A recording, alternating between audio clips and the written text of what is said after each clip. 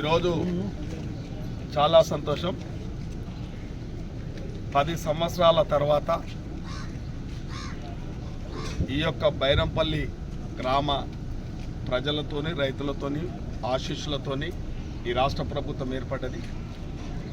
రాష్ట్ర ప్రభుత్వం ఏర్పడిన తర్వాత రాష్ట్ర గౌరవ ముఖ్యమంత్రి వర్యులు రేవంత్ రెడ్డి గారు ప్రతి గ్రామంలో ఇండ్లు లేని వారికి అర్హులైన వారందరూ కూడా ఇండ్లు ఇవ్వాలి, ఇండ్లు కట్టించాలని ఒక సంకల్పంతో ప్రతి గ్రామం 20 నుంచి 30 ఇండ్లు ఇవ్వడం జరిగింది.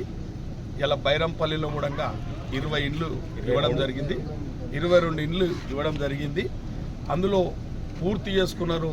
ఇలా గృహప్రవేశం కూడా మాకందరికీ ఆహ్వానం చేస్తే మేమందరము ఇవాళ ఆ యొక్క కుటుంబ యజమానికి భార్యాభర్తలకి ఇద్దరు కలిసి నూతన వస్త్రాలు తీసుకొచ్చి వారికి సన్మానం చేయడం జరిగింది.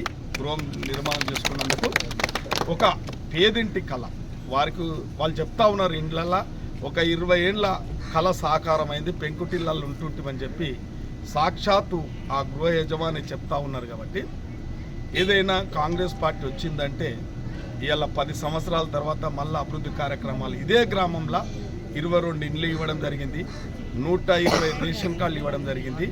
చిన్న చిన్న కార్యక్రమాలు, చిన్న చిన్న రోడ్లు, ఇంటర్నల్ రోడ్లు, డ్రైనేజ్ అడుగుతూ ఉన్నారు, అవి కూడా మంజూరు చేయడం జరిగింది.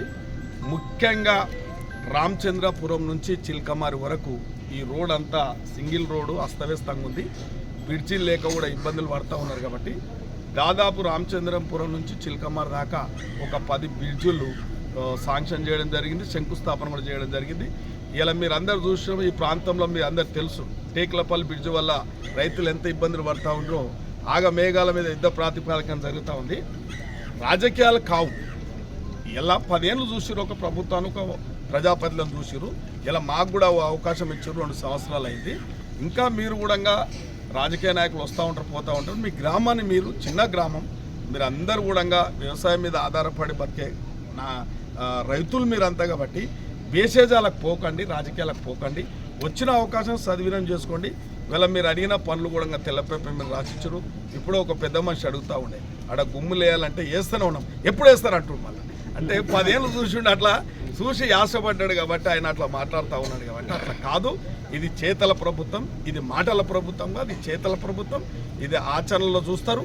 మీరు అందరూ కూడా రాజకీయంగా మీరు పెద్ద మనుషులు అందరికీ తెలుసు ఎవరేం చేస్తున్నారు, ఎవరేమవుతుంది అనేది మీకు ప్రతి ఒక్కరు తెలుసు. ఇలా ప్రశాంతంగా ఉన్నారు గ్రామాలల్లో కూడా, ఎక్కడంటే అందరూ కూడా ప్రశాంతంగా ఉన్నారు, మీకు అందరికి తెలుసు విషయం. కాబట్టి ఇలా సర్పంచ్ అమ్మ కూడా ఒక రిజర్వేషన్ మహిళ అయినప్పటికీ మేము పూర్తిగా సహకరిస్తాం, అన్ని కార్యక్రమాలు చేస్తామని చెప్పి కోరుకుంటూ ఇంత మంచి గృహప్రవేశం పిలిపించిన గ్రామస్తులందరూ కూడా ధన్యవాదాలు. అసలైన తొలి వెలుగు.